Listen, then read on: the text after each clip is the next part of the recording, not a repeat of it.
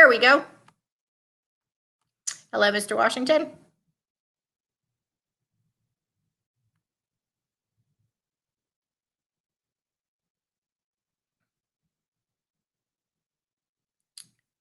I think your mic is still muted. I can't hear you. How about now? Now we got you. There we go. How you been? Yes, ma'am. How you been? I'm good. Welcome, Mr. Washington. We're going to do an ed chat with the school board candidate. I am going to go over the format with you, which is it's 20 minutes. That's the only time limit. You can answer. I do have 7 questions. I got to get my timer back up here. I do have 7 questions to go through, but you don't have to go through all of the questions.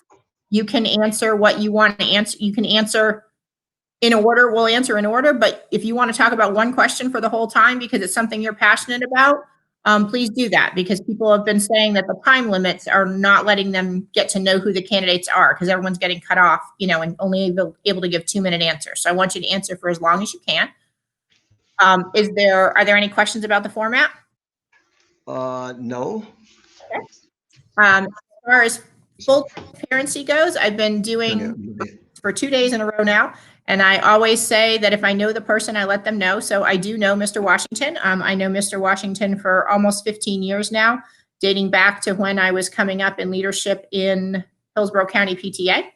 I worked with him when he was an area director, both working with PTAs, rebuilding PTAs, and then when we brought down trainers from National PTA, Mr. Washington and fellow area directors attended those trainings, and then we ran trainings for schools together. So he and I are acquainted and have worked together, and I like to put that out there so people know that. So again, this is Henry Washington. He is he's running for Hillsborough County School Board District 5, and we will get started with the questions. So let me go up to the top and get the first question, which is, tell me what you love about public schools. What I love about public schools, all my family and all my family have been through the public school system, and we've been very successful. My wife, school system, 41 years, 12 years as a student, and 41 years as a educator. I did 42 years as an educator in the public school system, and 12 years as a student in the public school system. My son did 12 years as a student, and now he's an assistant principal for administration at Milton High School. My daughter did 12 years, and now she's cardiovascular doctor at the Tampa General Hospital. So we've all been through the public school system and got educated through it. Okay. The next question is, what are the attributes of an effective school board member? Which attributes are your strengths and which do you struggle with? My attributes, what are the attributes? First of all, the attributes is very simple. You got to be able to deal with people in a positive way. You have to be able to listen to people because that's important. You have to have thick skin because people are going to criticize you as a school board member. But you have to make the right decisions for students when you make a decision. That's so important. And I don't think sometimes people don't make decisions for students. Every time I made a decision, an attribute, it was for a student, for students in Hillsborough County. And you have to accept that. You have to listen to people. You have to have integrity. You have to deal with people in a positive way. You have to go out to the communities. You have to visit the school.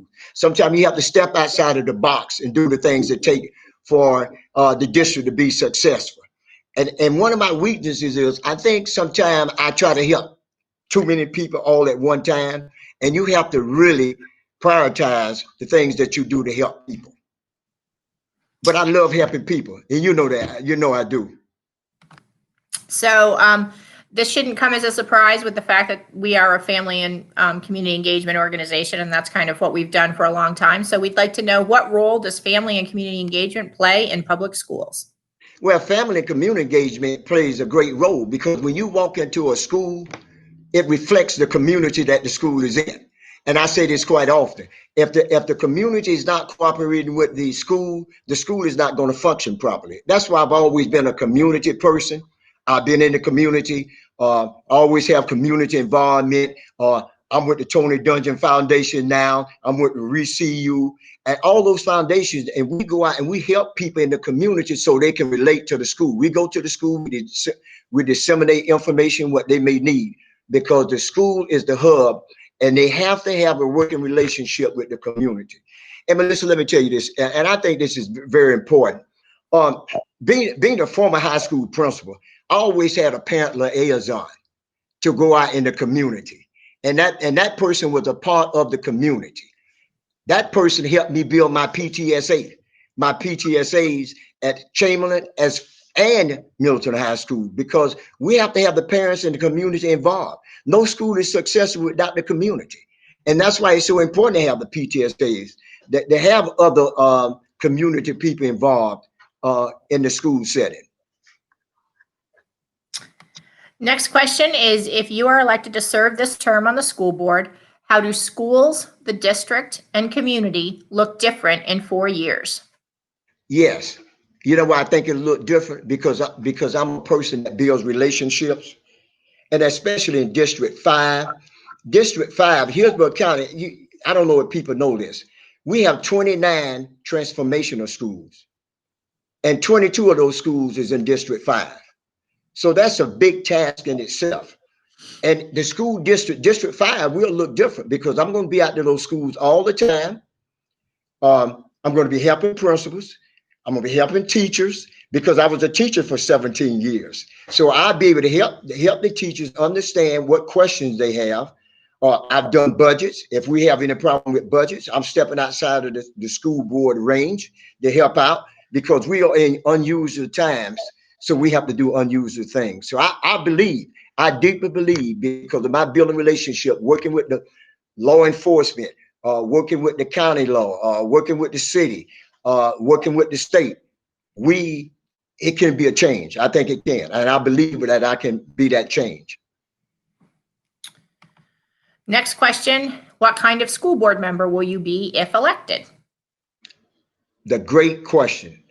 I would be a school board member for the people, because I'm there for the people. The people put me there. I'm there for students, teachers, parents, and the community. And they could always come to me, Melissa, and if they need something, they could always come to me. My door would be open. I have an open door policy, just like I've always had, and I'm willing to help. Whatever I can do to help, I'm willing to help. And if I give them my number. If they have any other questions for me, I give them my number now. And if they have any question, anybody listening, if they have any question, they can call me at 813-404-3078. And I'll be more than happy to answer the questions. And I'm there for the public. That's who I work for. They don't work for me, I work for them. So the next question is, what are the responsibilities of the school board and individual school board members related to public education advocacy? Okay, we understand that the responsibilities of the school board is the superintendent making policies and procedures, as well as the school board attorney. That's our responsibility, and the budget, quite naturally. That's our responsibility. But in order to be successful, we have to build relationships at the state level, at the local levels also. To build those relationships, we have to go out and help them understand the importance of funding, because funding is a big issue now. We have to go and talk to them about funding and show them the need that we have in the school system.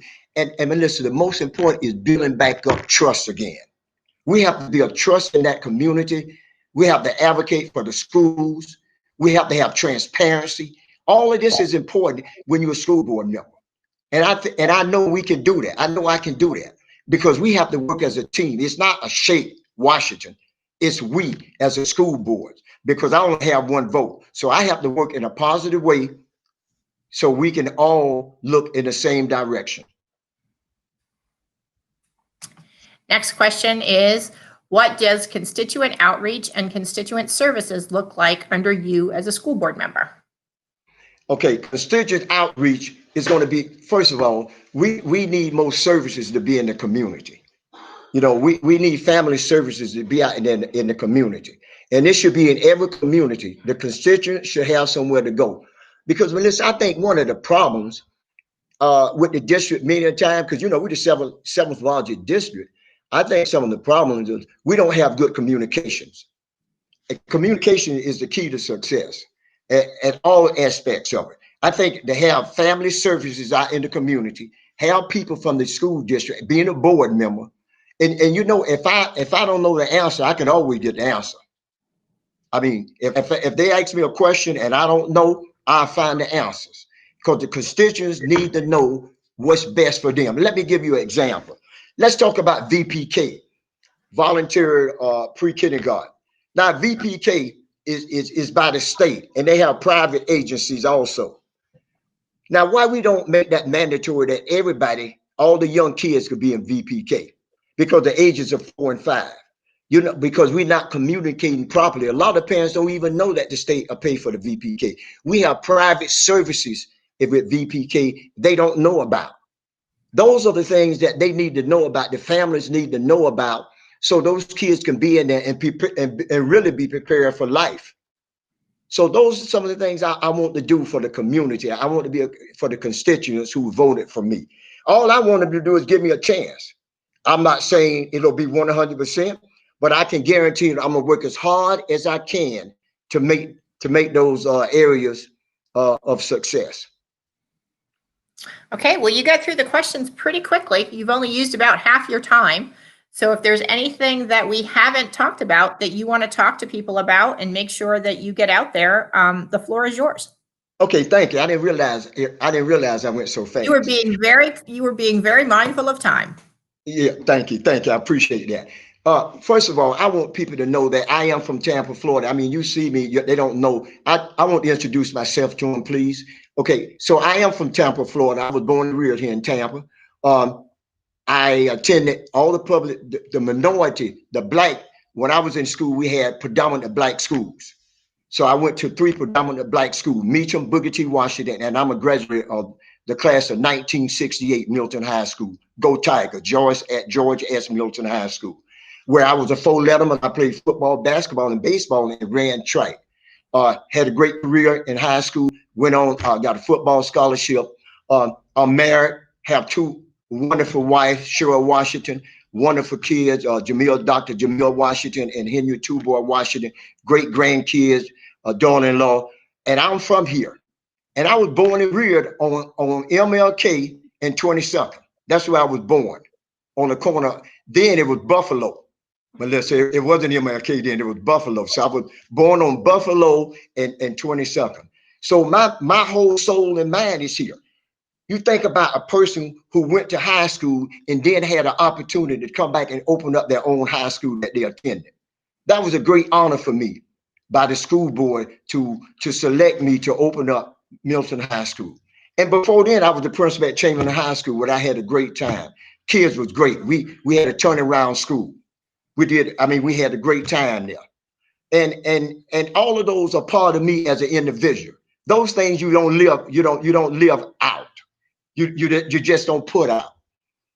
And you know what's most important in my life was my students, because I love students. And all my students will tell you, boy, Mr. Washington is on you, but he loves you, because I always want to do what's best for students. And I had another great honor bestowed upon me. The auditorium at Milton High School is in my name, Henry Shea Washington Auditorium. And this is not by me. It's by the community. It's by the students. It's by the teachers. Because I care for all of those people, because they are important in my life. So I just want you to know that I love the public school system. I'm a public school system guy, and I'm gonna be fighting every day for our students to find out what can we do to make it better. Okay, you still have time. It seems like that's the end, but is there anything else? If you still have a bit of time, and I'm giving everybody if they want. Good. You're talking here. Okay, so at Milton High School, when Dr. Leonard, Jim Hamilton, Dr. Hamilton, and Randy Poindexter selected me to be the principal, we sat down and we knew it was going to be difficult times at Milton, because they had been without a school for over 40 years. They didn't have a high school in that community because they closed down in 1971. So when I came to Milton, opened up Milton High, we knew it would be difficult times because we did an analysis, and only 20% of the students, only 20% of the people in that area had a high school diploma. So we knew we had to do some things different. So I brought in the STEM program: science, technology, engineering, and math. And during that time, Mary Ellen was the director of non-traditional schools. So I wanted that program to come in that area because I wanted those students to have an opportunity. But I also understood the difficulties because only 20% of that community had a high school diploma. So I brought in adult education. You know, I brought in iLab, intensive learning program for those students. I brought in intensive reading. All those programs I brought into Milton High School because I wanted those kids to be successful. But you know what really I admired when I did computer literacy one, computer literacy one. And Melissa, what happened with that, we had grandparents to come out and learn how to use computers. We had it on Tuesdays and Thursdays. We had anywhere from 16 to 18 senior citizens that come out into those classes. And they were really great. And the smiles on their faces to see to see them when they was enjoying using the computer. So I've been very fortunate in education. This has been a part of my life. I've been a servant all my life, and I want to continue to serve. This is why I'm running for school. I want to continue to serve. You know, because you think about District 5, 22 schools out of 29, that's not good. Those are failing schools. I want to be there. I've been through it before. I know what we can do. And I know Milton, when I came through, they were difficult times.